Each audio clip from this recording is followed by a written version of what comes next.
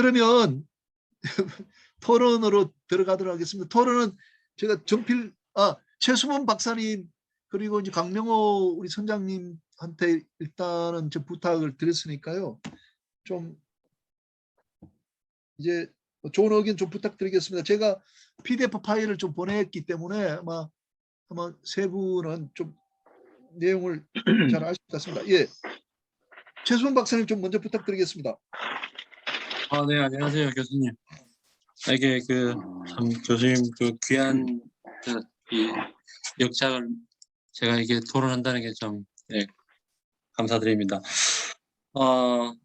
지난 우리 역사를 보면은 장보고 대사는 이순신 장군의 어떤 우리는 위대한 영웅을 가지고 있습니다.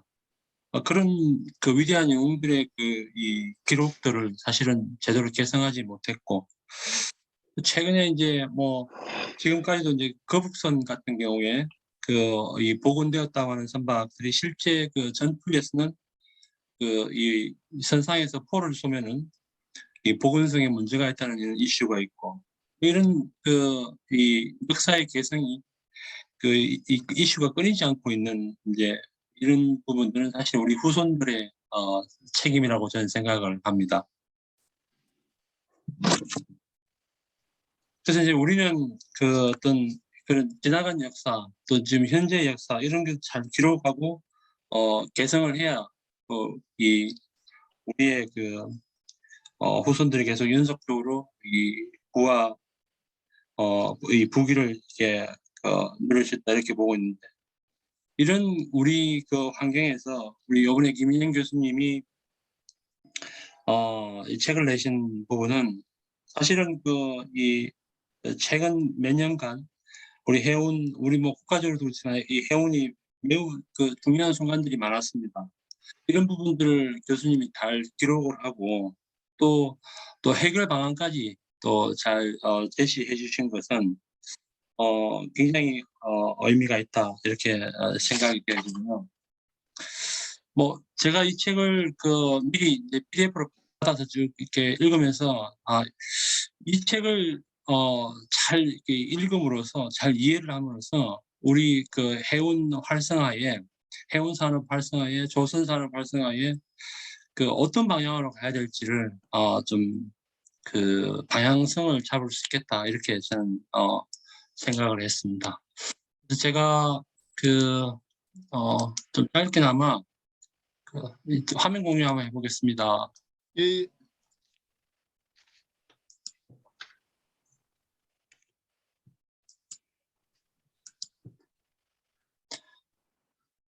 잘 보시나요, 화면요? 예, 잘 보입니다. 네. 네, 교수님 책 중에 제가 의록을 하나 발견했습니다. 4차 산업혁명 시대는 인성이 경쟁력이다. 사람의 경쟁력은 지식의 수준이 아니라 인성에서 결정된다. 저는 굉장히 이 부분에서 크게 감명을 받았고요. 이미 앞에서 말씀하신 것처럼 요즘 지식이라는 것이 웬만한 지식은 구글 스칼라나 구글에서 또는 네이버에서 찾을 수 있고, 또 가까운 조금 더 이 노력을 기울이면 그보다 더 많은 것도 이렇게 쉽게 구할 수 있습니다.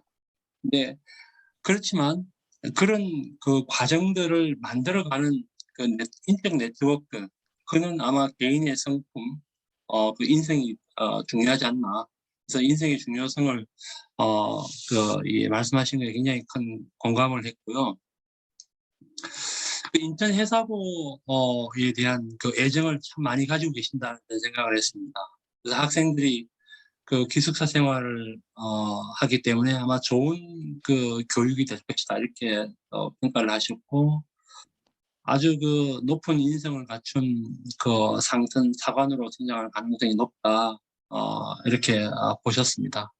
대표적으로 이제 우리 공관기 판토스 일본 법인 대표의 성공 사례를 말씀해 주셨는데, 여기 지금 이게 아마 이게 현재 망에 좀 우리 인천 해사고 학생분들도 들어와 계신 걸로 알고 있는데, 이제 이 공관기 대표께서는 이제 해사고 졸업하시고 이제 승선 근무를 하시다가 아마 그 해양대 그 해운경영학과 졸업하시고 그 판토스에 아마 취직하신 것 같아요. 그래서 이제 판토스라는 곳이 이 굉장히 글로벌한 그 물류 기업인데 일본 대표까지 역임하시고 굉장히 성공한 케이스인데 그 제가 드리고 싶은 말씀은 그 해사고의 학생분들이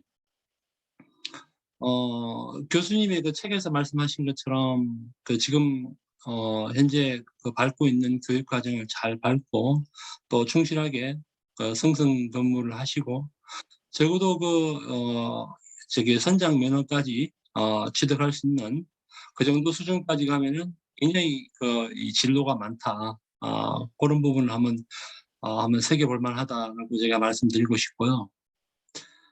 그 교수님 책에서 그 자율운항 선박에 대해서 말씀을 하셨는데, 제가 좀 보완적으로 그 자율운항 선박 그 기술 현황에 대해서 좀 한번 정리를 해봤습니다. 그래서 현재 지금 전 세계적으로 자율운항 선박이 아마 그 실용화되는 시점을 아마 2025년으로 잡고 있는 것 같아요. 그 핀란드가 그 이미 어느 정도 상용화했고 어디죠?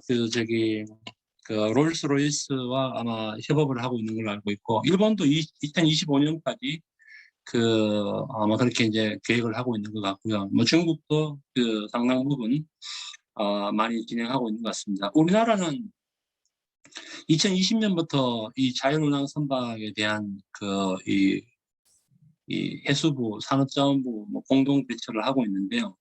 25년까지 이 6년 동안 기술 개발 및 실증 운영을 계획하고 있습니다.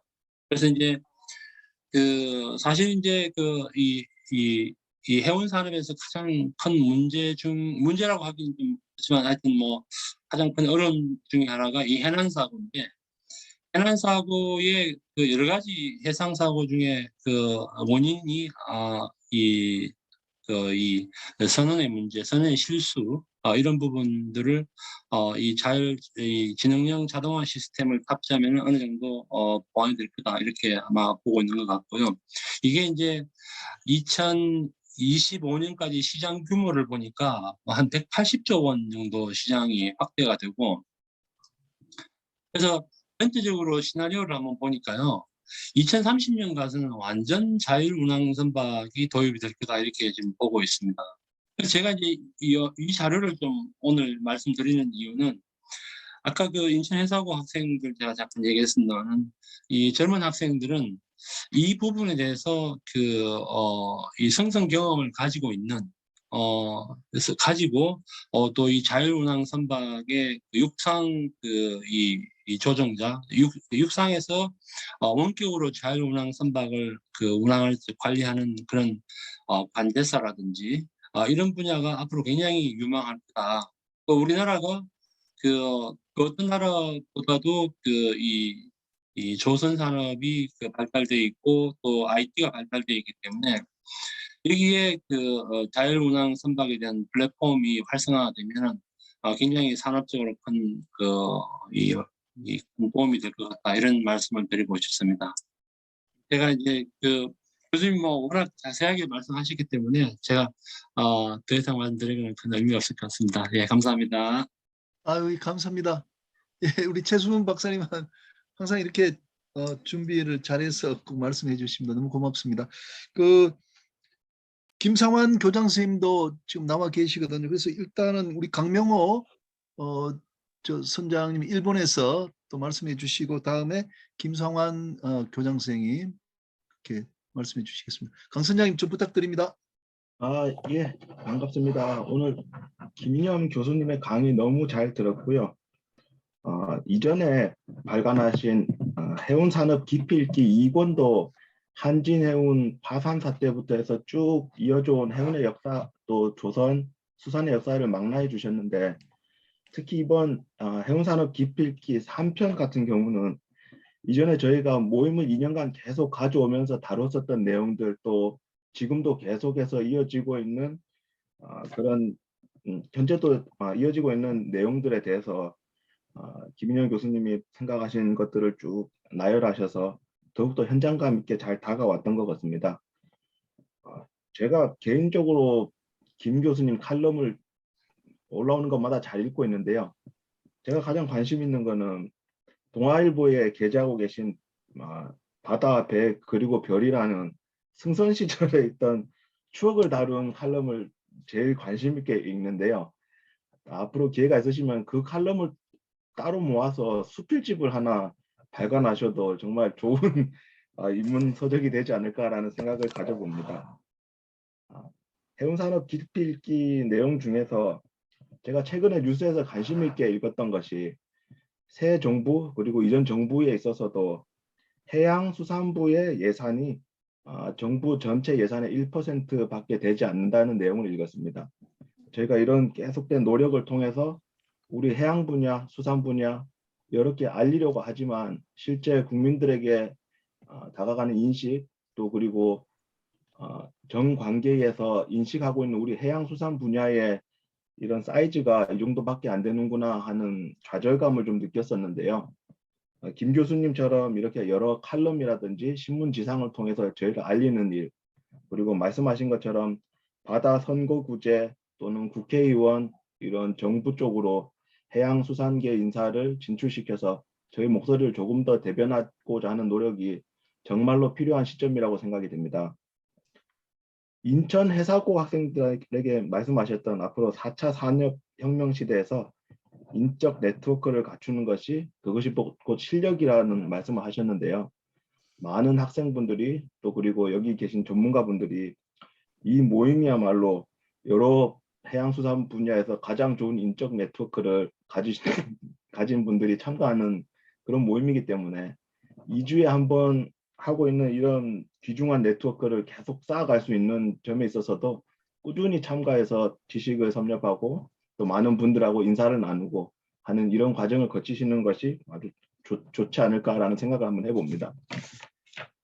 이전 2년 동안 저희 모임을 통해서 주로 다뤄왔던 것이 코로나 때 우리가 어떻게 대처해야 할 것인가 또 그리고 에너지 대전환 시대에 있어서 수소 경제라든지 선박 연료가 새롭게 바뀌는 것에 대한 많은 이야기를 나누었었는데요.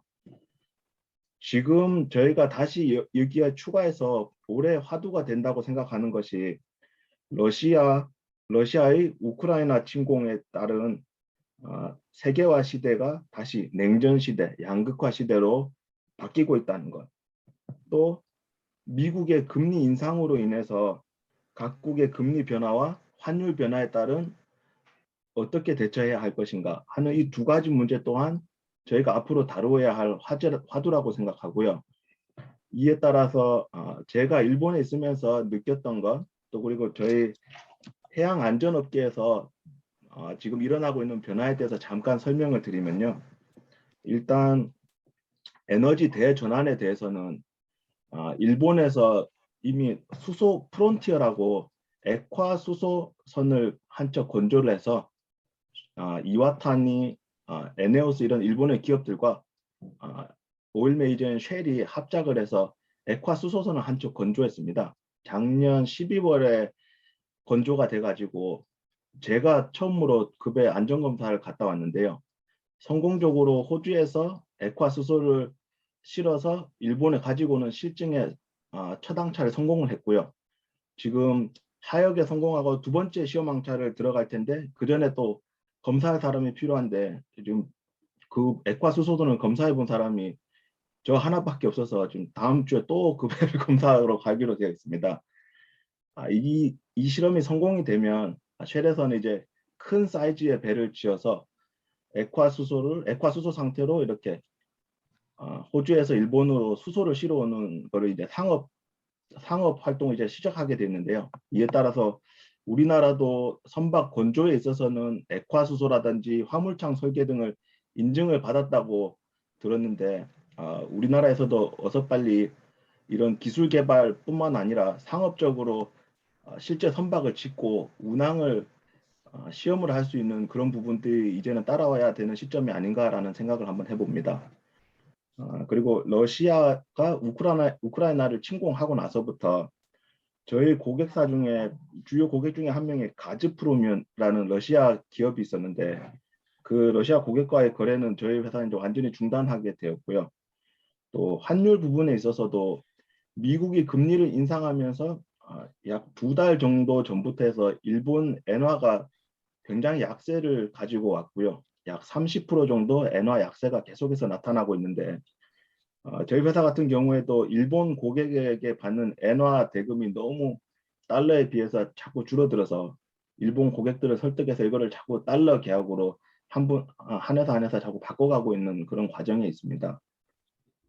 마지막으로 이거는 내부 이야기를 하나 들려드리면 작년에 저희가 많이 이야기했던 것 중에 컨테이너 로스에 대한 선박상에서 컨테이너가 콜lap스라고 하죠. 컨테이너가 무너져 내려서 해상으로 이제 컨테이너를 잃어버리는 그런 사건에 대해서 이야기를 많이 나누었었는데요. 제가 얼마 전에 우리 고객사인 오션 네트워크 익스프레스 선박을 검사하면서 실제 원 에이퍼스라고 작년에 컨테이너 한 2,000개 정도를 잊어버려서 화제가 됐던 그 배에 그 당시에 타고 있던 일항사를 만났습니다. 그래서 도대체 뭐가 문제였냐고 일항사한테 한번 물어보니까 다른 것이 문제가 아니고 사실은 날씨가 안 좋은 상황에서 스테빌리티가 맞지 않을 만큼 짐을 많이 과적을 했다고 합니다.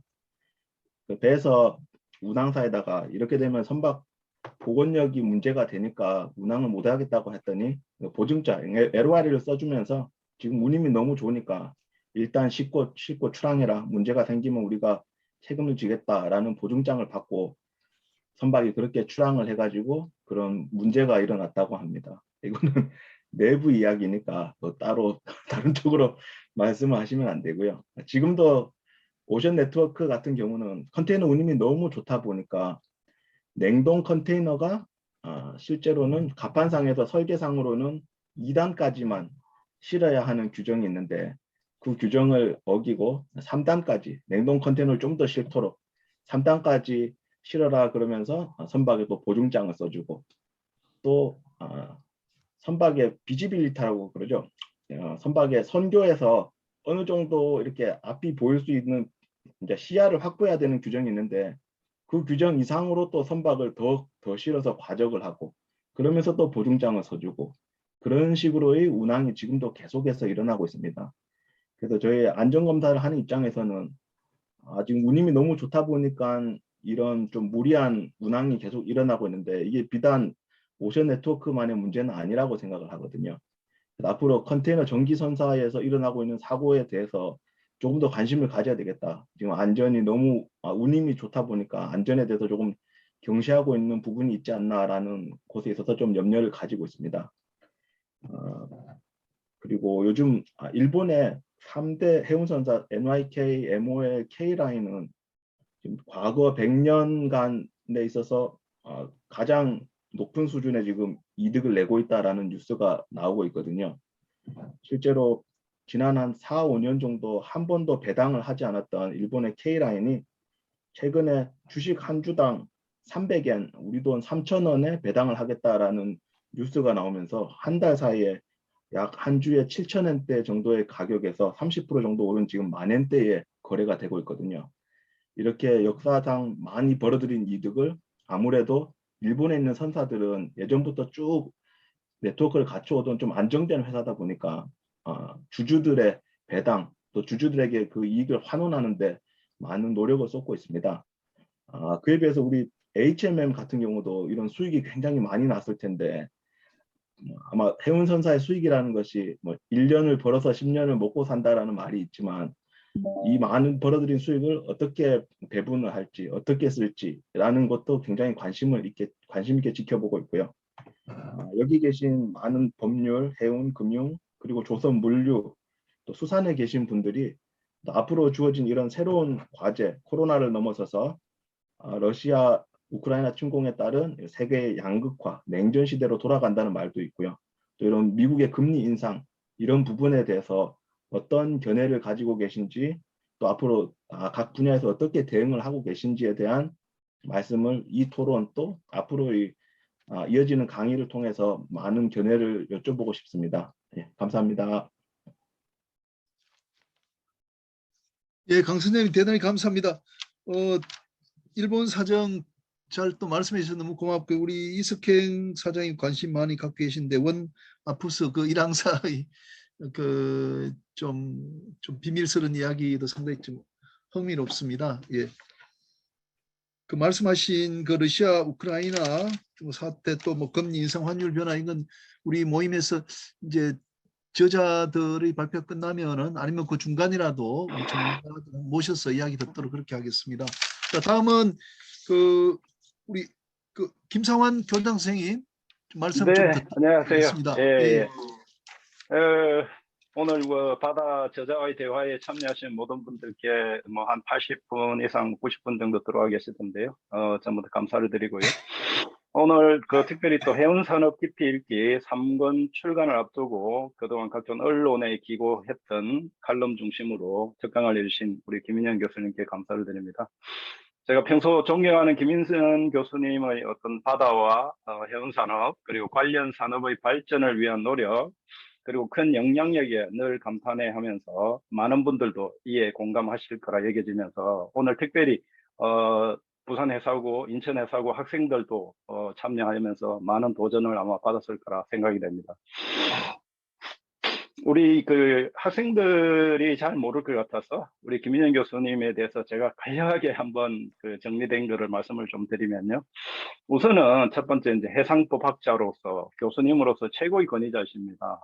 해상법, 해상교통법 등 각종 논문과 저서 수십 권 이상을 발표를 하셨고요. 이쪽 분야에서 최고 권위자십니다. 두 번째는 조금 전에 우리 강 선장님께서 말씀하셨다시피 가장 우리가 많이 알려진 동아일보 김인현의 바다와 배 그리고 별 지금 현재까지 한 61회를 기고를 하셨던데 이런 어떤 각종 언론을 통한 전문가 그리고 일반인을 위한 해양교육의 어떤 영향력이 굉장히 중요하다라고 이렇게 느껴지고요. 세 번째는 이제 수필집입니다.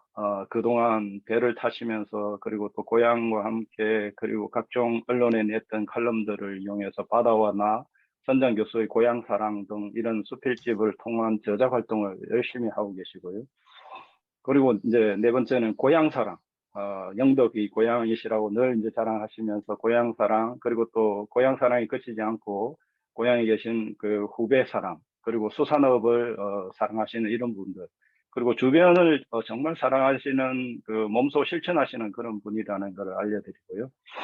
마지막으로는 코로나 팬데믹 때문에 사실은 줌 강의를 만드셔가지고 지금 대표 운영자로 계시면서 이 줌 강의가 시공간을 초월해서 참여하면서 집단지성을 발휘하는 정말로 훌륭한 이런 좋은 강의를 마련해 주신 거 감사를 또 드리고요. 이 외에도 제가 뭐 일일이 나열도 못하지만 정부 정책이나 각종 어떤 해운 사건이 있을 때마다 시론 이런 걸 통해서 정말 선한 영향을 주고 있음에 정말 감사드리고요. 우리 학생들도 뭐 많이 본받아야 될 그런 분들이라 말씀을 드리고요. 다음 주가 다음 주 화요일이 이제 5월 31일이 바다의 날입니다. 바다의 날에 정말로 이제 저희들도 수도권에 있는 국립해양교육기관으로서 뭔가 할 수 없겠나 싶어서 그래서 인천항 일부도에서 작년에 만들어진 실습선 한나래호를 통해서 인천 해사고 한국해양수산연수원 주관으로 해서 수도권 시민 학생들에게 약 200명에게 실습선 개방 행사를 이번에 진행을 합니다. 코로나 때문에 그동안 해오지 못했던 일을 이제 처음 개방하는 일들이고요. 앞으로 이제 향후에는 더 많은 해양 교육을 이 실습선이나 또 우리 학교를 통해서 일반 시민들에게 이러한 노력들이 진행될 예정이고요. 저도 이제 바다의 날이 되면서 이렇게 좀 더 생각해 보니까 일반인과 학생들의 해양 교육을 위해서 우리가 전문가 집단이 더 많이 나서야 되고 이런 모임들이 더 많이 알려져야 되겠다는 그런 생각을 하면서 지난 2주 전에 이제 특강을 하셨던 우리 윤학배 차관님 저서 호모시피엔스 책을 우리가 기중운동 제가 말씀을 잠깐 드렸었는데요. 위동항원의 정기정 사장님께서 부산 인천 해사고에 도서를 기증해 주셨고요. 우리 윤학규 차관님은 다음 주에 저희들이 특강으로 또 예정이 되어 있습니다. 감사하다는 말씀드리고, 그 교수님께 이제 질문 드리겠습니다. 인천 해사고, 부산 해사고가 연안원에 대한 책임 또는 바램 이런 부분을 이제 말씀을 하셨고, 또 인성이 중요하다는 말씀과 함께 아까 이제 그 박수근 교수님 말씀하신 대로 미래 산업에 대한 준비도 학교가 좀 많이 해야 된다라는 그런 생각도 저는 듭니다.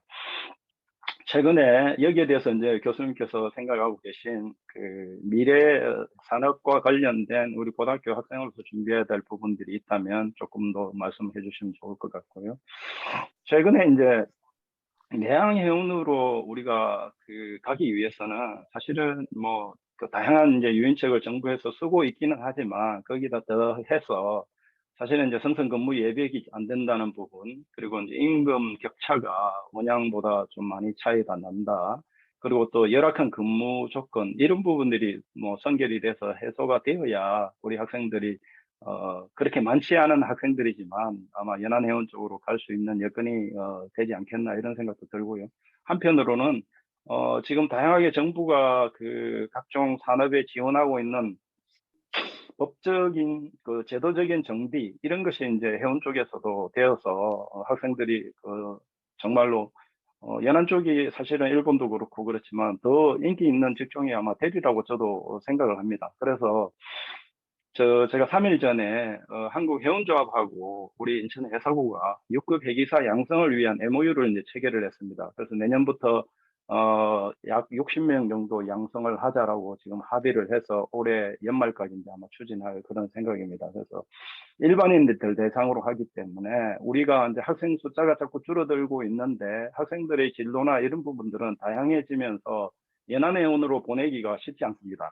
그러다 보니 연안해운의 그 고령화에 따른 대책으로 30대 정도 되는 분들을 우리가 야간 교육을 통해서라도 수도권에서 교육을 해서 일반인 한 60명 정도 양성을 해서 연안 여객선이나 또는 내양성선에 투입하는 방법을 저희들이 공동으로 지금 찾고자 하는 그런 움직임이 있습니다.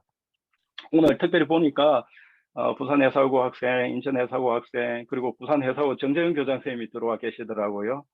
그리고 부산 해사고의 그 김기훈 선생님, 우리 김동훈 인천 해사고 부장 선생님도 다 참석을 해주셨던데, 특별히 정재현 교장 선생님 뭐 참석하셔서 되신다면 한 말씀 견해도 한번 부탁드렸으면 좋겠고요. 길게 말씀드려서 죄송하지만 감사드립니다. 어쨌든 이상입니다. 예, 아유, 교장님 대단히 감사합니다. 저에 대해서 소개를 아주 너무 뭐 너무 좋은 소개를 해주셔서 과찬의 감사를 또 드리고요. 더 노력하도록 하겠습니다. 정말 제가 몰랐는데 마지막에 해운조합하고 6급 회기사 60명 양성한다는 말씀인데 이건 그러니까 부산의 그 오션폴리텍과 유사한 그런 교육 내용인 것 같습니다. 네, 맞습니다. 그 아주 좋은 제도 같아요. 만약에 그게 뭐 인천 지방에서 이렇게 될 수만 있다면은 상당히 인기도 있고 실효성도 있을 것 같아서 아주 눈이 번쩍 뜨이는 그런 교육이고요.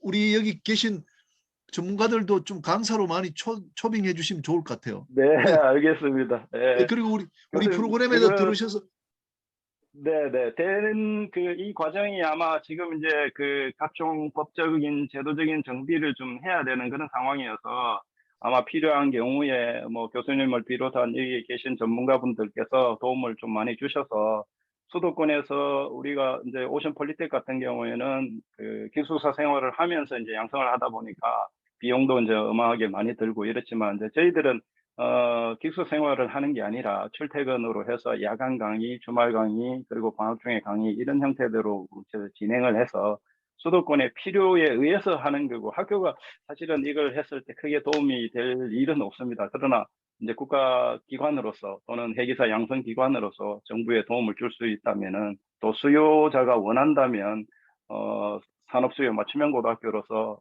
역할을 하는 것이 맞다라고 판단을 해서 어려운 가운데서 이제 진행이 되고 있는데 올 연말까지 이제 법적인 제도 정비되면 내년부터 이제 양성을 하려고 하니까 많이 도움 주시기 바랍니다. 예. 예, 감사합니다. 그리고 아까 그 내양해운 그 말씀하셨는데 그 제가 이제 세월호 사고 났을 때도 그렇고 이게 우리가 수출 주도가 되다 보니까 우리가 이제 원양 쪽에 관심을 두고 법제도도 그렇고 모두 포커스 그쪽에 맞춰가지고 참 그러다 보니까 이제 그 연안 또 내항이 아주 열악한 환경이 그렇게 됐고 이게 개선이 잘 안 되어 가지고 아마 해사 고등학교 학생들도 그런 연안에 또 내항에 있기보다는 이제 원양으로 가는 그런 유인이 훨씬 많다는 것도 뭐 저도 잘 알고 있게 이게 빨리 법적인 또 제도적인 정비가 돼야 된다고 보고 우리가 이제 일본을 많이 따라가는데 일본은 정말 내항이 훨씬 인기가 있고 더 참 보호가 많이 되고 선호가 되는 것 같습니다. 그래서 빨리 그 좋은 그런 환경이 마련됐으면 좋겠다 싶고 하여간 뭐 그 사이라도 우리가 도울 수 있다면 전문가들이 오늘 같은 강의를 통해서 또 우리가 멘토링을 통해서 그 회사고등학교 학생들 많이 도와줘서 좀 플러스가 될 수 있다면 참 좋겠다는 말씀을 좀 드립니다. 아까 그 미래 산업은 이제 좀 토의하다가 또 한 번 더 말씀드리도록 예. 하겠습니다. 마침 예. 연결시켜서 아까 그 저 부산 회사고등학교의 전 교장선생님이나 또 김규현 선생님 계시면 한 말씀 좀 정 교장선생님 계시나요? 예. 아이고, 교수님 정 반갑습니다. 교수, 네, 반갑습니다. 정 교수님. 예, 예. 교장 선생님 반갑습니다. 예, 반갑습니다. 예, 저는 이거 토요일 날 이 바다 공부방 모임 이 참 좋다는 거 알면서도 초기에는 몇 번 제가 참석을 했다가 잘 참석을 못하고 그랬습니다. 오늘은 처음부터 참석해서 열심히 좀 듣고 배우려고 했는데 또 갑자기 일이 생겨가지고 좀 멀리 갔다가 오면서 차 안에서 이렇게 듣고 이제 주차해놓고 이제 집에 들어가려고 밖에서 이거 보고 있었습니다. 예, 어두워서 잘 안 보이시죠? 제가 네, 이제 괜찮습니다. 예, 예.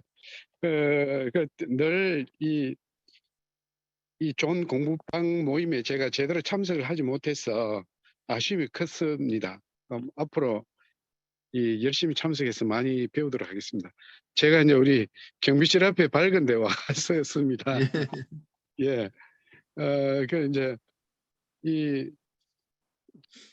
저희 늘 이제 신경 쓰이는 부분이 그런 부분입니다. 이제 우리나라의 해기 단절, 저는 해기 단절을 어떻게 해서 그 예방할 수 있을까? 그리고 이거 해기 교육기관에서 또 어떤 역할을 해야 될 것인가? 이 부분에 고민이 참 많습니다. 그래서 우리 해기 교육기관에서 우리 해기 단절을 좀 막을 수 있는 이 역할, 우리 그 역할 중에서 우리 학생들이 성장하는데 좀 희망을 갖도록 해야 되겠다. 우리 학생들이 그 희망을 갖기 위해서는 우리 교직원들이 우선적으로 그래 회계사로 성장하면 이러이러한 좋은 점이 있구나 하는 것을 인식을 하는 것이 우선이라고 생각을 하고 그러한 부분에 대해서 애를 많이 쓰고 있다는 말씀을 드립니다. 그리고 아까 인천 회사고등학교 김상환 교장선생님께서 연안해운에 우리 학생들이 그런 쪽으로 갈 수 있는 그런 부분들 다 같이 고민을 하고 있습니다. 오늘 제가 이거 처음부터 참석을 못하고 해서 좀 앞부분에 있는 이야기를 제가 잘 못 들었습니다. 앞으로 제가 열심히 이 공부방 모임에 참석해서 배우도록 그렇게 하겠습니다. 그리고 오늘 이 참여하신 모든 분들께 제가 이거 반갑다는 인사를 올립니다. 감사합니다. 예, 감사합니다. 예. 예. 교장 선생님 여전히 미남이십니다. 감사합니다. 예. 반갑습니다. 예. 이렇게 예. 하겠습니다. 우리 그 너무 좀 해기사 이야기만 또 하는 것도 좀 그렇고 했어요. 그 안호균 그 대우 조선해양의 전무님 들어와 계신데 그 안호균 전무님 조금 준비해 주시면요. 다음에 바로 하시도록 하고 그 김규훈 선생님 나오신데 혹시 뭐 말씀하시겠습니까? 김규훈 선생님. 아닙니다. 다음에 하겠습니다. 그러시겠습니까? 예. 아, 예. 그러시면 아까 우리 지정이 됐는데 공관기 대표는 우리 고정 멤버신데 공 대표님 인천해사고등학교 우리 선배님이신데 아까 계셨는데 예, 예, 계시네요. 안녕하십니까. 예, 마스크 벗으셔도 됩니다. 제가 이제 입주에 뭐가 좀 나가지고요. 그래요. 미남이신데. 예, 죄송합니다. 예. 후배들한테 오늘- 뭐 한 말씀 해주십시오. 예. 예. 저 오늘 뭐 좋은 말씀 많이 들었는데 아까 저기 최수범 교수님께서 뭐 굉장히 좀 중요한 말씀 좀 해주신 것 같아서 김윤현 교수님 말씀도 좀 잘 들었지만 최수범 교수님 말씀하신 것 중에 제가 한 가지 좀 말씀 좀 드리고 싶은 게 있는데요. 제가 지금 고려대 그 바다 최고위 과정을 좀 듣고 있는데 거기 그 같은 원우 중에 이제 시드로닉스라는 회사의 그 대표님께서 이제 같이 이제 강의를 듣고 있습니다. 이분이 이제 선박 자율 운항 관련된 그 소프트웨어를 이제 그 개발하는 그런 회사인데요. 얼마 전에 소프트뱅크에서 65억 정도의 금액을 투자를 받은 것으로 제가 지금 알고 있습니다. 그래서 저희 여기 학생분들도 많이 있고 앞으로 우리 물류 해운 쪽에서 나가야 될 방향들이 이런 자율 운항 선박이라든지 이런 IoT를 접목한 이런 신기술 쪽에 좀 많은 투자와 그리고 지식 그리고 그런 공부들이 좀 선행되어야 될 것 같습니다. 그래서 우리 교장 선생님도 계시고 또 인천 해사고 뭐 학생들이라든지 부산 해사고 학생들 그리고 선생님들도 좀 계시는 것 같은데 이런 쪽에서 학생들이 좀 더 지식을 가지고서 사회에 나와서 좀 제대로 적용을 할 수 있도록 이렇게 좀 배려를 좀 해주셨으면 좋겠다는 생각이 들고요. 그리고 제가 예전에 곰곰이 한번 생각을 해봤습니다. 저도 예전에 인천 해사고 이제 졸업을 해서 이제 취업을 했지 않습니까? 1년 정도 이제 배를 탔었는데 그때 사실은 외항 선박을 탈 것이냐, 내항 선박을 탈 것이냐에 있어서 가장 중요했던 이유 중에 하나는 샐러리였습니다. 샐러리. 그러니까 뭐 월급이 내항 선박 같은 경우는 외항 선박에 비해서 샐러리가 워낙에 차이가 많이 나기 때문에 그런 부분에 있어서 웬만한 사람들은 대부분 다 외항 선박을 선택 혹은 선호할 수밖에 없는 상황이고요. 김윤 교수님께서 말씀하셨듯이 이런 분야에 있어서의 제도적 정비라든지 지원이 되지 않는 이상 내항 선박 쪽에 근무하려는 사람이 과연 있을까라는 생각이 좀 들었습니다. 저도 얼마 전까지 일본에서 이제 근무를 하다 왔는데 일본 같은 경우는 내항이든지 외항 선박이든지 월급 차이가 크게 나지 않습니다. 한 5에서 한 10% 정도 차이밖에 안 나지만 우리나라 같은 경우는 최소 30% 정도 이상의 차이가 납니다. 이런 상황에서 내항 선박 쪽에 근무를 하는 권유를 하는 그런 교수님 혹은 선생님들도 좀 면이 좀 안 서일 거라고 좀 생각이 들고요. 이런 부분에 있어서의 제도 정비라든지 이런 것들이 선행되면 좀 좋은 환경으로 다시 좀 되지 않을까라는 생각입니다. 감사합니다. 예, 공 대표님, 예, 감사합니다. 다음은 이제 조금 주제를 바꿔서 우리 안호균 전무님한테 마이크를 드리겠습니다. 전무님 계시나요? 안호균 전무님. 여기. 전무님. 예, 조선업 이야기 좀 해주십시오.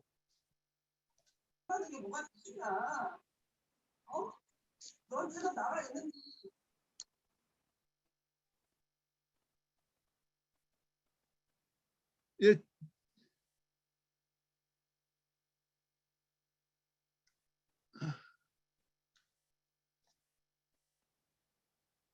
예, 안 전무님 마이크 좀 켜주십시오.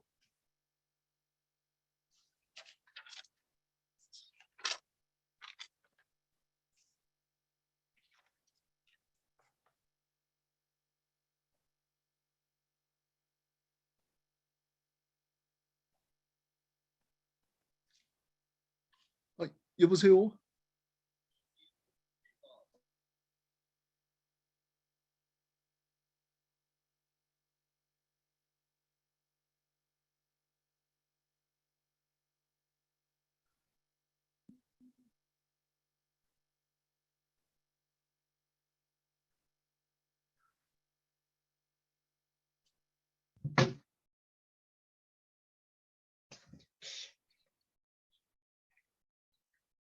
지금 저 안호균 전문의 그 목소리가 안 된다고 말씀하셨고요. 지금 아마 뭐 픽스 하시는 중이니까 그러면 지금부터는 좀 플로어에서 말씀하시고 싶은 분 있으시면 그 기회를 드리도록 하겠습니다. 우리 그 김연빈 대표님 네. 말씀해 주십시오. 예.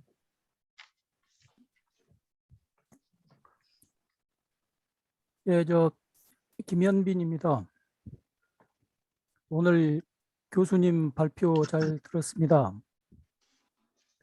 그 아까 그 바다의 얘기가 나왔습니다만은 그 5월 31일이 바다의 날입니다.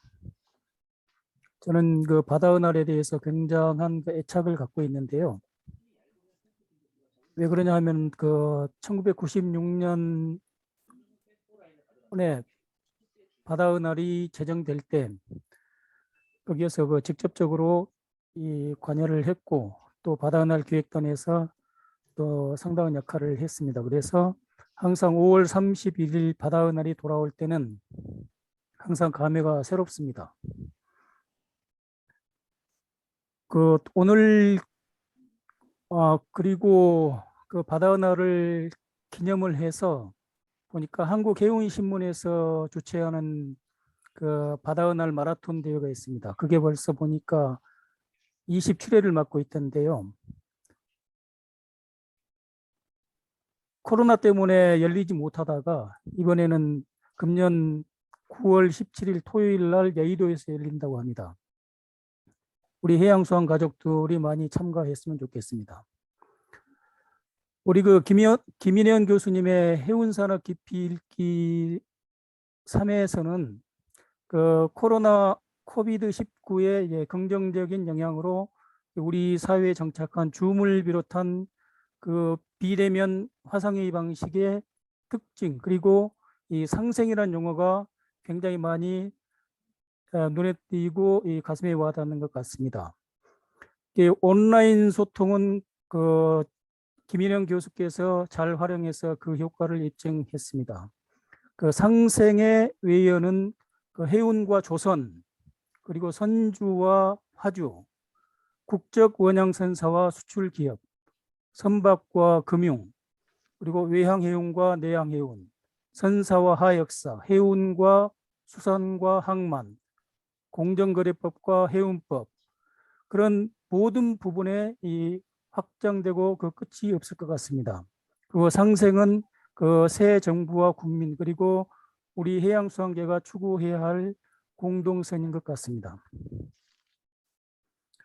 그 2008년에 이명박 정부가 해양수산부를 폐지한 것이나 또 2017년에 한진해운 파산의 근저에는 그 국가 최고 지도층과 국민의 해양에 대한 인식 부족이 깔려 있었다고 할 수 있습니다.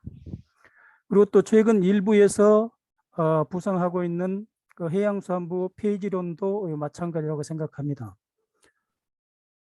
동남아 항로 전기선사의 운임 담합 여부로 야기된 그 우리 해운계의 공정거래법에 대한 안일한 인식 그리고 세월호에 대해서 묻어두려고만 하는 극히 소극적 행정 그리고 해양수산부 발족 4반세기가 지난 지금도 표출되고 있는 수산계의 소외감 등 해양수산부가 안고 있는 과제가 산적해 있습니다.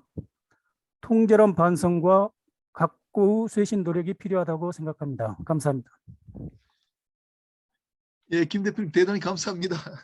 우리 모임의 그 핵심 멤버이신데 좀 좋은 말씀 그렇게 해주셨습니다. 전체적으로 잘 그 정리해서 말씀을 주셨습니다. 그 다음은 좀 조선 분야의 우리 권정호 대표님, 권 대표님 되시나요? 마이크.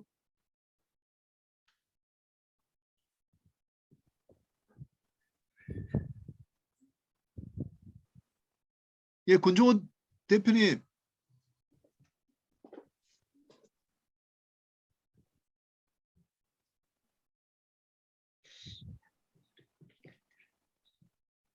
예, 권정호 대표님, 그다음에 안호균 그 전무님은 뭐 저 시간 되시는 대로 되시면 바로 좀 말씀해 주시고요. 또 다른 분들 말씀하실 분 있으시면은 그 말씀해 주시면 좋을 것 같습니다. 오늘 한 10시 반 정도까지 한 15분 정도 더 하고 이렇게 마치면 될 것 같습니다.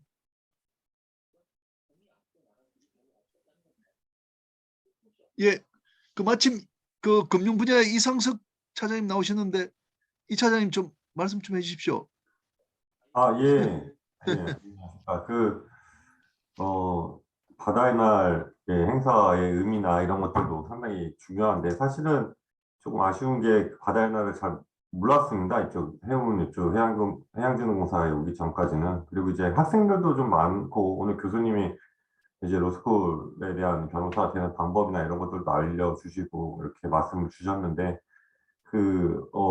저는 이제 고려대 로스쿨 아니고 이제 국내 로스쿨을 나왔는데, 그러니까 변호사는 아닌데요.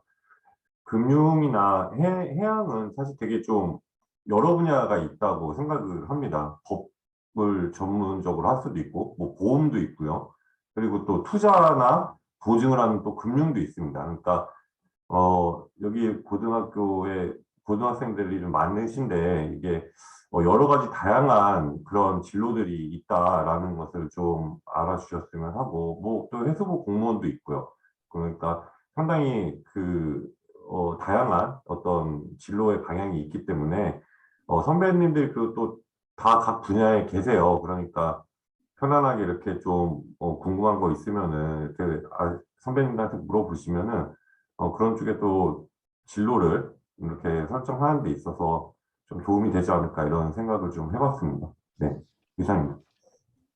예, 이상석 차장님 정말 고맙습니다. 아까 그 김성환 교장 선생님께서 우리 학생들 미래 산업 어떤 거 하나 추천해 달라 그러셨는데요. 저도 이제 목포해양대학의 교수를 한 8년 했지 않습니까? 그래서 이제 우리가 뭐 배를 타는 그 사람들은 뭐랄까 좀 극복해야 될 부분이 배를 평생 탈 수 없다는 것이거든요. 그러다 보니까 학생들이 이제 1학년 때부터 내가 육상에 어떻게 진출할 건가 이 관심이 많고, 선생님들도 배를 말고 또 다른 분야에 갈 수 있도록 뭐 경영학을 조금 가르치기도 하고 법학을 조금 가르치기도 하고 뭐 IT도 가르치기도 하고 이렇게 하거든요. 그러다 보니까 원래 이제 100% 바다 자기 전공 분야를 가리키는 것을 바다는 하여간 70만 원 가리키고 30을 그 육상에 진출할 수 있는 분야로 자꾸만 이제 뭐 교체하는 그런 형태들이 있었거든요. 근데 저는 그 뒤에 또 법대로 와서 이렇게 공부를 해보니까 가장 중요한 게 어떤 학과에 다니든 그 학과에 맞는 그 학과 전공을 100% 올리려 하는 게 나는 가장 중요하다고 봅니다. 이 법학은 여기 대학원에 들어와 가지고 공부하면 되거든요. 그러니까 학교 때 학부에 그래서 그거는 약간의 뭐 기초 정도만 할 뿐이지 그걸 어떤 전공의 형태로 살려가지고 전공의 이름을 붙여주기 위해서 여러 과목을 하는 거는 저는 아닌 것 같고, 아까 이상석 차장님이 정말 좋은 말씀을 해주셨는데 바다 항해면 항해, 기관은 기관 이렇게 자기 분야를 최선을 다하고 그다음에 배에서 실무를 갖고 나오면은 선박 금융 보험 해수부 공무원으로 갈 수 있는 길이 얼마든지 많이 있는 것 같아요. 근데 이제 그렇지 않고 학부 때부터 이제 다른 분야를 이렇게 자꾸 하다 보면은 그 바다에 대한 열정 이런 게 식어버리면은 그 다음에 진로 자체가 흔들리지 않나 저는 그런 생각이 들거든요. 그래서 배도 가능하면 오래 타가지고 뭐 1등 항해사 1등 기관사까지 하고 선장 면허 갖고 기관적 면허 갖고 있으면 뭐 29살 30살 때 육지에 내려가지고 우리 공관기 대표처럼 다시 대학에 가서 공부하고 하면은 배와 관련된 그런 지식들이 이제 큰 무기로 작용하는 것이 아닌가 생각이 들고, 지금 미래 산업이란 건 저는 이런 항해 기관 또는 뭐 지금 해운 물류를 공부하시는 분, 또 해상법을 공부하시는 분은 그게 기본이니까 그 기본이 탄탄해야 그 위에다가 우리 미래 산업 올릴 수 있지 않나 싶어요. 그리고 자율운항 선박이라는 것도 우리가 관제사 좋은 직업이다 했지만, 그 관제사가 하려면은 선박이 바다에서 어떻게 항해하고 피해야 되는 것을 알아야 되는 거거든요. 그거는 그 학교 때, 제 해사 고등학교 때 또 해양대학 때 다 배우는 것이기 때문에 저는 그런 이제 기초를 좀 튼튼히 하자, 그런 말씀을 좀 드리고자 합니다. 예, 그다음, 예, 안호균 전무님 되시나요? 전무님.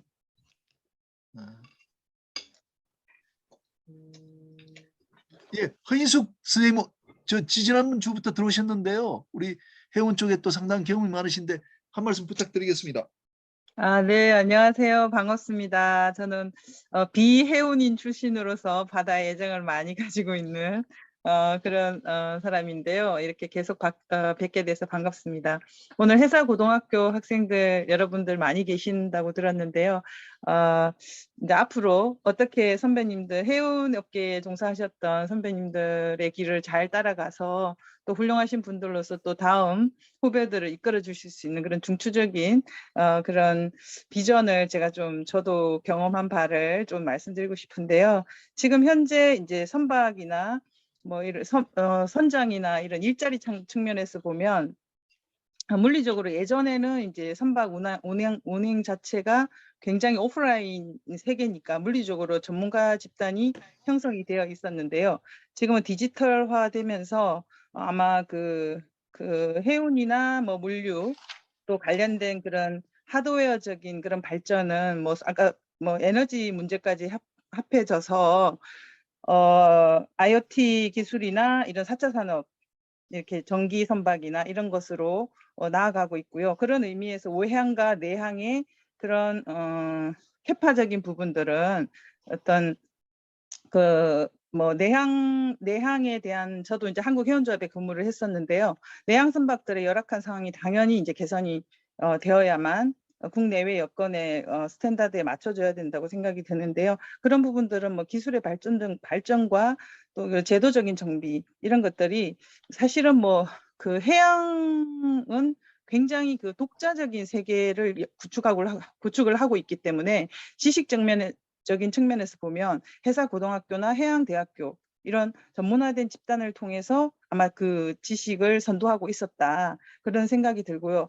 플러스해서 이제 디지털화된 이런 새로운 신지식이 장착이 되어져야 하는 그런 시기라고 생각합니다. 그리고 다른 측면에서는 제가 이제 그 ESG 경영에 대해서 공부를 석사 때 했었는데요. 제도나 정책적인 측면에서 보면 환경적인 이슈가 사실은 쇄빙선이나 이런 것들로 인해 가지고 그 극지방에 굉장히 그 환경 파괴가 심각하다고 생각을 하거든요. 그래서 ESG 경영의 그 핵심은 뭐냐면 이러한 환경 파괴를 하는 점을 어떻게 CSR로 사회적 책임, 기업의 사회적 책임을 더할 수 있는 그런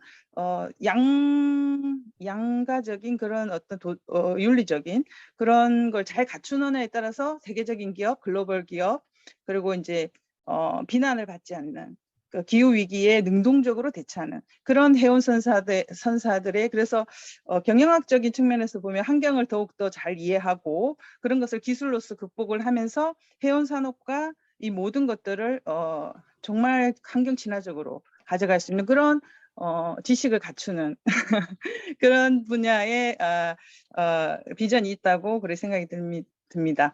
네, 그런 측면에서 SCM 지금 현재 이제 그 법 제도적인 측면을 마지막으로 말씀을 드리면요. 지금 우리 해운법이나 뭐 해상법, 그리고 이제 해양환경법, 해양 쓰레기 처리 이런 문제들이 이제 상당히 법이 발효가 되고 더해지고 또 하나의 디지털화된 그런 법률까지 다 담아낼 수 있는 그런 부분들을 김인영 교수님께서 캡틴의 입장에서 한국 해운 산업의 영원한 캡틴의 그런 역할을 해주시리라고 생각이 들고요. 아마 필요한 부분이 있다면 젊은이들 MZ 세대부터 해서 여기 계신 많은 세대들이 응원을 하시리라고 생각이 듭니다.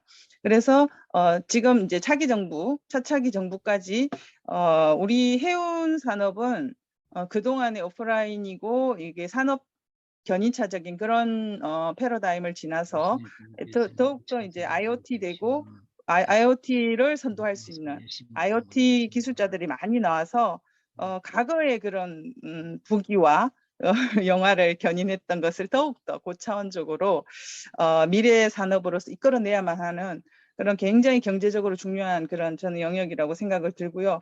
우리가 계속 위축되지 말고 또 위기라고 생각하지 말고요. 우리가 부족한 점이 있다면 그것을 보충하고 책임져야 될 부분이 있다면 부족한 점을 반드시 보완을 해서 앞으로 부족함이 없는 그런 21세기형 해운 산업 분들이 되었으면 하고 응원합니다. 이상입니다. 예, 감사합니다. 좋은 말씀 해주셨고요. 마지막에 우리가 해운 물류 산업에서 IT를 활용해서 과거의 영광을 재현하도록 하자 이렇게 말씀을 하셨습니다. 대단히 고맙고요. 제가요 안호균 우리가 대우조선 전무님 조선 분야에서도 이야기가 좀 있어야 될 것 같아서 뭐가 잘 안 된다. 일단 한번 통화를 통해 가지고 마이크로 한번 들어보도록 하겠습니다.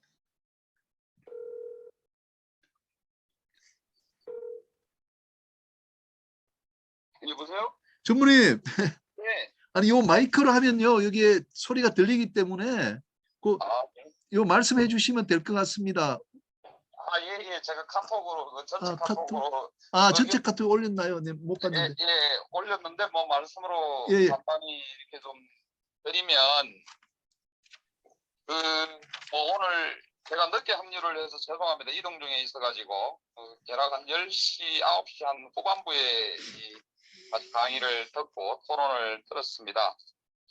결론적으로는 앞에 우리 토론자나 또 말씀을 교수님이나 다 해 주셨기 때문에 조선업에 종사하는 저로서는 전반적으로 말씀을 드리면은 이 해운의 과거 한진해운의 그런 어떤 아픔도 있었지만은 해운이 가장 강국이 되어야 되고 이런 부분의 어떤 제도적인 기준이나 뒷받침, 제도 정비, 지속적으로 금일과 같은 어떤 토론과 또 앞으로의 많은 어떤 그런 정비나 지도적인 그런 제도적인 지원을 통해서 구축이 되어야 되고요. 이 해운의 연계에서 우리 조선업도 친환경이라든지 스마트 어떤 생산성 이런 부분에 중국과 좀 경쟁할 수 있는 부분은 지금처럼 최선의 노력을 하고 있고 R&D를 포함해서 경주할 겁니다. 결론적으로는 뭐 간단히 좀 말씀드리면은 이 오늘과 같은 어떤 기회를 좀 자주 좀 만들어 주시고 이런 게 정부나 또 글로벌 이렇게 함께 좀 공생하고 지속적으로 발전이 될 수 있도록 특히 바다의 날, 이 바다를 떠나서는 뭐 잘 아시다시피 글로벌 경제나 글로벌 발전 이런 게 전혀 생각할 수 없는 그런 부분이기 때문에 오늘 전체적으로 말씀 주신 부분에 대해서 많은 감사를 드리고요. 저희 조선업도 지금 후판이라든지 이런 여러 가격 원자재 급등으로 애로를 겪고 있지만은 올 하반기 내에는 그런 친환경이라든지 생산성이라든지 이런 어떤 여러 가지 그런 전략적 과제를 수행해서 이 해운업의 발전과 같이 얼라인을 맞춰서 국가 경제에 이바지하도록 좀 최선을 다하도록 하겠습니다. 금일 정말 늦은 시간까지 감사의 말씀을 드리고 또 감사의 말씀을 또 드립니다. 예, 이상입니다. 예, 전무님 감사합니다. 마이크를 통해서 다들 잘 들었으리라고 생각이 됩니다. 카톡으로 좀 드렸습니다. 예. 카톡도 다 한번 읽어보겠습니다. 전무님 감사합니다. 예, 감사합니다. 예, 안호균 대우 조선해양의 전무님께서 좋은 말씀 해주셨습니다. 친환경, 디지털 그리고 이제 생산성까지 이렇게 말씀을 그렇게 해주셨습니다. 아시다시피 조선은 수주는 많은데 현재 이제 적자가 나는 상황이 지금 지속되고 있는데 그게 이제 후반가 때문에 그렇다고 그러거든요. 그래서 생산성까지도 말씀을 해주셨고 우리 해운 산업이 잘 돼서 또 조선 산업까지 같이 잘 가자 이렇게 말씀을 해주셨습니다. 고맙습니다. 자 그러면요 이제 그 10시 반이 거의 다 돼가는데 그 지금 권정호 사장님 혹시 되시면 좀 말씀해 주시고요. 우리 그 이스캔 사장님 아까 그 인사 말씀하실 때 너무 간단히 하셔가지고 또 하실 말씀 더 있으실 것 같은데 또 추가해 주시면 고맙고요. 그렇게 해서 그 좀 전영우 교수님도 뭐 계신데요. 말씀하실 거 있으면 해 주시면서 마치면 될 것 같습니다. 네, 저는 간단하게 제가 먼저 말씀드릴게요. 예. 제가 옛날에 해양대학 그 3학년 때 실습을 갔을 때 그 미국에서 발전소 소장하신 분을 만났거든요. 지금 여러분도 잘 아시다시피 해양대학을 졸업을 하면 지금 현재도 한전에 많이 지금 그 근무를 하고 있습니다. 특히 이 기관학과 출신들은. 그래서 특히 해사고등학교 학생들도 진출 분야로 뭐 우리나라 한전뿐만 아니고 외국의 그 발전소에, 왜냐하면 발전소에 갖고 있는 모든 기관들이 박용기관들하고 거의 유사하거든요.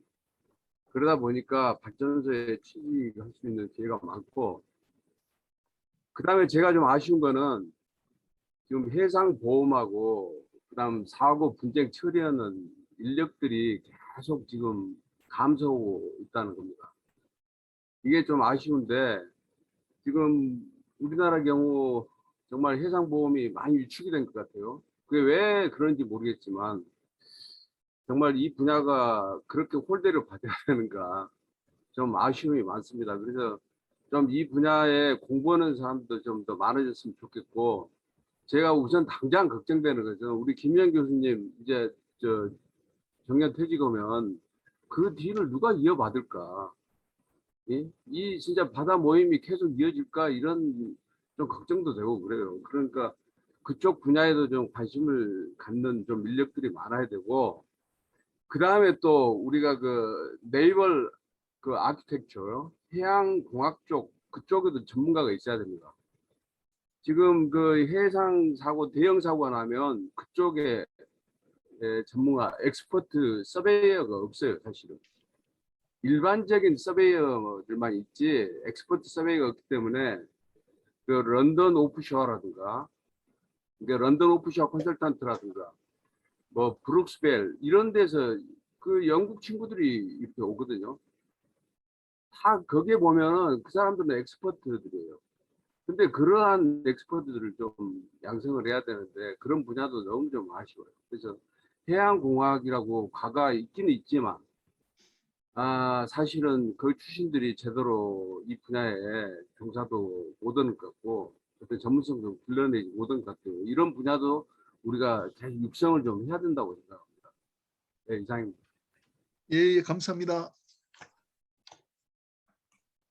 그 저기 인천 해사고등학교 3학년 현진섭 군 계속 망해 있었는데 그 혹시 뭐 너무 부담 되시지 않으시면은 좀 이렇게 오늘 그래도 이제 고등학교 학생들을 위한 주제들이 좀 있었기 때문에 좀 말씀을 해주시면은 그 좋을 것 같아요. 현진섭 군, 예, 나오셨는데, 예, 그 부담, 안녕하십니까.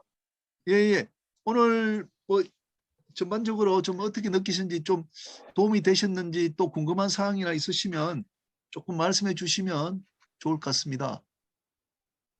네, 알겠습니다. 인사 먼저 하겠습니다. 안녕하십니까. 저는 인천해사고등학교 3학년 항해과로 재학 중인 현진섭이라고 합니다. 일단 우선 바다의 공부방이라는 이 모임, 우리나라 해운 산업을 이끌어가고 계신 분들이 계신 모임이라고 제가 들었고요. 또 그런 모임에서 발표를 할 수 있게 돼서 정말 영광입니다. 저는 인천해사고등학교를 졸업하고 승선 경력을 쌓은 다음에 대학교를 가고 리트 시험 그리고 토익을 준비해서 해양 분야 변호사가 되고 싶다는 그런 목표를 가지고 있습니다. 그래서 그 목표를 쌓는 과정에서 김인현 교수님의 스토리를 들었는데요. 일본 선사의 선장님으로 계시고 또 어떤 사고를 계기로 그 법학을 전공하셨다는 이야기를 들으면서 제 목표를 이렇게 설정하는데 많은 영향을 끼치셔서 정말 존경드린다는 말씀 먼저 드리고 싶고요. 일단 오늘 강의를 들으면서 해운 산업은 일반화와 특수화를 동시에 진행해야 된다. 그리고 우리가 미래 산업을 준비하기 위해서 자율 운항 선박을 또 공부를 해야 된다 내용을 들으면서 물론 아직은 제가 능력이 부족해서 완전히 이해를 하지는 못했지만 좀 더 넓은 시각으로 해운 분야를 바라볼 수 있는 기회가 되었다고 생각하고요. 또 이 과정에서 저는 어떤 역량을 가진 인재로 성장할 수 있을까, 성장해야지 그렇게 우리나라 해운 산업에 기여할 수 있을까를 생각해 보게 된 것 같습니다. 다시 한번 명성 있는 이런 모임에서 발표할 수 있게 되어서 정말 영광입니다. 감사합니다. 이상입니다. 예. 아유, 말도 어떻게 잘하는지 박수 한번 보내줍시다. 아주 인물도 아주 좋고 아주 얼굴도 아주 깨끗하게 그렇게 잘 생기셨네요. 말씀도 잘하시고. 예. 우리 이 모임에서 이 막내로 사랑을 많이 받으실 것 같아요. 현진석 군. 앞으로도 네, 시간 되는 대로 들어서 지금 순검할 시간 아니에요? 또 공부할 시간. 오늘은 상륙했습니다. 집에 있습니다. 오늘 상륙해서 집이에요? 네, 집입니다. 그러시구나. 예. 아주 좋은 말씀 감사합니다. 네. 아주 큰 꿈이신데 꼭 그 로스쿨 고려대학교 로스쿨에 꼭 오시기 바랍니다. 네, 영광입니다. 감사합니다. 예, 감사합니다. 예. 저기 전용호 교수님, 정 교수님 혹시 계세요?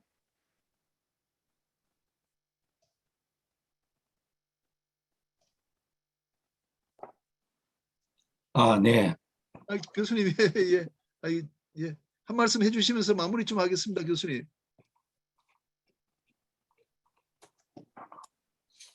네, 오늘도 역시 언제 그렇게 많은 글을 쓰셔가지고 또 좋은 말씀 많이 해주시는지 참, 예. 김 교수처럼 살려면 살기 힘들 것 같아요. 하여튼, 그간에 글 썼던 걸 잘 모으셔가지고 오늘 또 한번 리뷰도 해주시고 해서 기억이 한 번 더 새롭게 된 것 같습니다. 여러 가지 말씀 많이 해주셨고요. 향후에는 우리가 이제, 우리나라의 이제 기본적인 이제 정부 정책이, 해운, 이런 것들이 우리나라의 미래에 있어서 꼭 필요한 분야다라는 인식을 좀 더 공고히 할 수 있는 그런 부분에 대한 검토와 연구가 좀 있어야 되지 않겠냐, 그런 생각을 요즘 많이 하게 됩니다. 중요하다고는 돼 있는데 정작 보면은 조금 밀리는 듯한, 아직까지도 소위 말해서 지금도 소위 말해서 싸게만 짐을 싣기 위해서는 싸게 누구든지 운송 서비스를 제공할 수 있으면은 되지 않느냐 하는 그런 이제 전통적인 경제학자들의 생각. 이제 요즘 같이 이제 해운이 돈을 많이 벌고 화주나 이런 데서는 굉장히 어려운 이런 이제 상황이 이제 도래됐기 때문에, 얼마 전까지만 하더라도 그렇지 않았는데 이럴 때는 아마 그런 생각을 하게 되지 않을까, 그런 이제 생각도 한번 해봅니다. 그럼에도 불구하고 그 해운은 지속적으로 존재해야 되고 우리나라의 미래에 있어서 반드시 필요한 것이다라는 이러한 점을 우리 김 교수님께서도 행간에 또 많은 그 글 속에서도 그런 것을 볼 수가 있는데 그런 부분에 대한 생각을 좀 더 많이 우리가 강조하면서 이 모임이 이끌었으면 하는 그런 생각을 해보면서 오늘 말씀에 가름하고자 합니다. 감사합니다. 예, 우리 원로 전용호 교수님 참 좋은 말씀 하셨습니다. 우리 모임 또 우리 해운 조선 물류가 나가야 될 방향에 대해서 참 좋은 말씀 하셨는데 우리 해운 또 뭐 조선은 말씀 안 하셨지만 해운 조선 물류가 우리 나라에 꼭 필요하다는 아주 강한 그런 인식을 좀 심어줄 수 있도록 더 노력하자 이렇게 말씀을 하셨습니다. 정말 좋은 말씀 하셨습니다. 마무리 말씀으로 잘 어울리는 것 같습니다. 오늘 그러면 뭐 이걸로 이제 행사를 좀 마치도록 하겠습니다. 특히 우리 고향에 우리 권세창 우리 친구분도 들어오고 하셨는데 그 김용록 선생님도 그렇고 많은 분들 들어와주셔서 감사하다는 말씀을 드립니다. 늦게까지 함께 해주신 여러분 대단히 감사하고요. 또 제가 내일 정리해가지고 올려드리도록 그렇게 하겠습니다. 여러분 감사하고 그 다음 주 2주 뒤에는 그 KMI의 우리 그 고 박사님이 경제학에 대해서 말씀을 고병욱 박사님이 경제학에 대해서 말씀하시고 그 다음 주에는 우리 김연빈 선생님이 국토상생론입니까? 우리 번역한 책을 그렇게 말씀하시도록 그렇게 되어 있습니다. 여러분 오늘도 참석해 주셔서 대단히 감사하고요. 이정관 선생님 혹시 말씀하시겠습니까? 교장 선생님, 예, 오늘 많이 참석해 주셔서 여러분 감사합니다. 이걸로 오늘 행사 마치도록 하겠습니다. 여러분 대단히 감사합니다. 예, 수고하셨습니다. 수고하셨습니다. 수고하셨습니다. 수고하셨습니다. 수고하셨습니다. 네, 수고하셨습니다.